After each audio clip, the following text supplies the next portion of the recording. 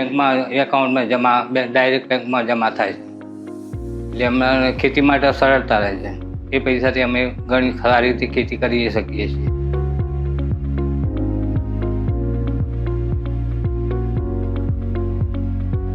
Government તરફથી એક સારો લાભ છે અને એનાથી અમારે ખાતર, ખેતરમાં નાખવા માટે બિયારણ, આ બધી વસ્તુઓ ટાઈમ ટુ ટાઈમ મળે છે અને એના માટે સરકારનો ખૂબ ખૂબ આભાર કે જે આવી યોજનાઓનો લાભ ખેડૂતોને આપે છે.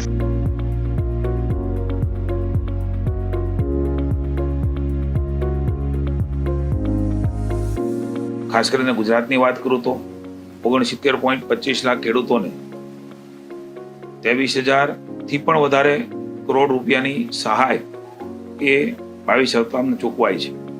છેલ્લા હપ્તાની વાત કરું તો ગુજરાતમાં 50.54 લાખ ખેડૂતોને સીધા જ એમના ખાતામાં 1,000 કરોડથી પણ વધારેની રકમ એ જમા થઈ છે. હું કિસાનો વતી, રાજ્યના ખેડૂતો વતી માનનીય મોદી સાહેબનો ઋણ સ્વીકાર કરું છું.